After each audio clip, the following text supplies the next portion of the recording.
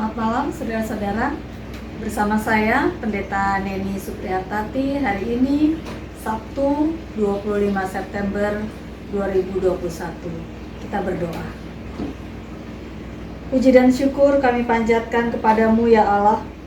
Engkau telah memberikan kehidupan satu hari ini yang boleh kami jalani. Kami boleh Engkau izinkan melalui hari ini dalam naungan kasih-Mu. Malam ini kami ingin menutup hari ini dengan membaca Alkitab dan merenungkannya. Kami membuka hati dan pikiran bagi Roh Kudus untuk bekerja, agar kami dapat memahami dan melakukan sabda-Mu. Amin. Bacaan Alkitab pada malam hari ini dari Injil Matius pasal 5 ayat 13 hingga ayat 16. Matius pasal 5 ayat 13 hingga ayat 16 saya akan bacakan untuk kita semua. Kamu adalah garam dunia.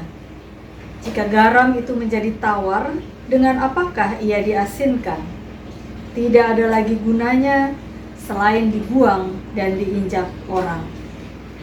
Kamu adalah terang dunia.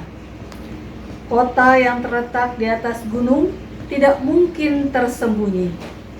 Lagi pula, orang tidak menyalakan pelita lalu meletakkannya di bawah gantang, melainkan di atas kaki dian, sehingga menerangi semua orang di dalam rumah itu.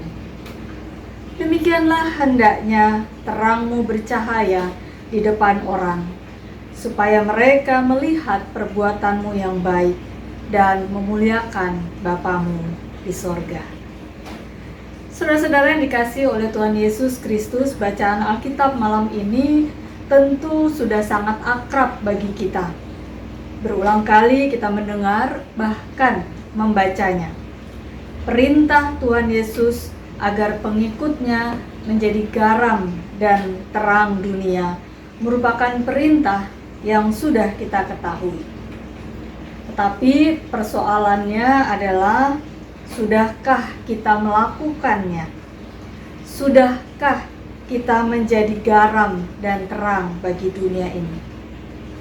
Mengapa Yesus memakai ilustrasi garam dan terang? Baik garam maupun terang adalah benda yang ada bukan untuk dirinya sendiri dan juga menjadi berarti ketika bukan untuk dirinya sendiri. Segala sesuatu yang sudah ada rasa asin tidak lagi membutuhkan garam. Kalaupun garam tetap memberikan dirinya, maka justru akan merusak rasa. Tapi jika garam sudah tidak asin lagi, ya namanya bukan garam lagi tentunya, dan akan dibuang karena tidak memberikan rasa yang membuat masakan atau makanan menjadi sedap. Saudara-saudara yang dikasihi oleh Tuhan Yesus Kristus, ketika keadaan gelap seperti ini, saya tidak bisa membaca dan rekaman pun tidak terlihat. Saya membutuhkan terang. Dan ketika lampu dinyalakan, maka saya kembali dapat membaca dan rekaman pun terlihat kembali. Itulah artinya terang. Ia menjadi berfungsi dan berarti ketika ada kegelapan atau di tengah kegelapan. Tetapi jika di tempat yang sudah terang seperti ini, tidak lagi dibutuhkan penerangan.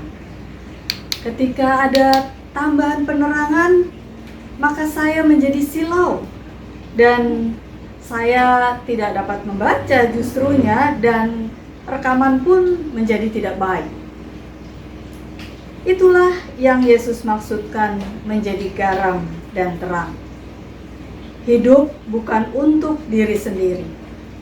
Hidup menjadi berarti bukan dengan menggemukkan diri sendiri.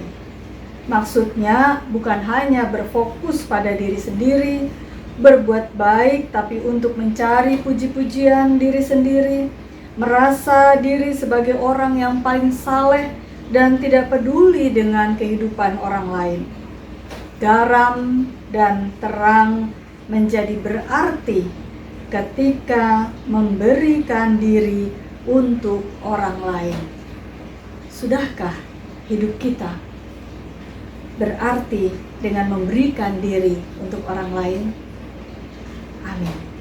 Kita berdoa. Terima kasih ya Tuhan untuk firman-Mu malam ini yang mengingatkan kami agar dapat berarti dengan memberikan diri bagi orang lain. Mampukan kami agar tidak hanya berfokus pada diri sendiri. Mampukan kami untuk dapat hadir sebagai terang di tengah kegelapan, membawa harapan di tengah keputusasaan, membawa damai di tengah peperangan, membawa sukacita di tengah kedukaan, membawa kekuatan di tengah kelemahan, dan membawa kasih di tengah kebencian. Ya Tuhan, kami berdoa untuk negeri kami Indonesia. Kami mendoakan para pemimpin negeri kami, khususnya di masa pandemi ini, di mana pemerintah sedang mengupayakan agar seluruh rakyatnya dapat menerima vaksin. Biarlah vaksin dapat terus dilaksanakan secara merata ke segala penjuru dan pelosok di negeri ini. Kiranya proses yang dilakukan secara bertahap dan terus berlangsung dengan baik dan lancar, hingga seluruh masyarakat Indonesia dapat menerima vaksin. Kami juga mendoakan agar masyarakat memiliki kesadaran akan pentingnya mendapatkan vaksin. Kami berdoa untuk masyarakat Indonesia, sekalipun sudah mendapatkan vaksin, namun tetap mentaati protokol kesehatan dan ketentuan-ketentuan yang berlaku selama pandemi, dan melakukannya dengan sukacita, bukan dengan terpaksa. Masyarakat memiliki kesadaran untuk ikut berupaya menghentikan penyebaran COVID dan menjaga agar jumlah terpapar tidak meningkat kembali.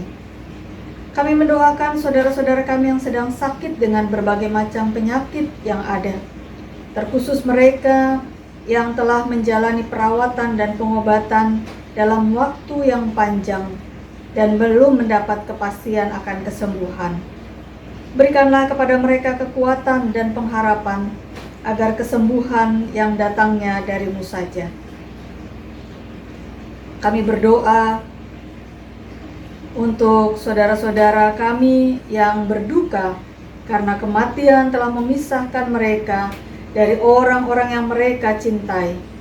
Engkaulah sumber kekuatan dan penghiburan bagi kami. Engkau tempat sandaran bagi kami kala duka menerpa kami.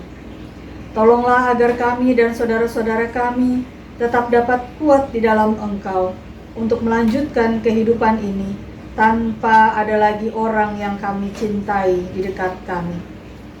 Inilah doa kami malam hari ini yang kami panjatkan dalam pengasihan-Mu, Tuhan kami, Yesus Kristus.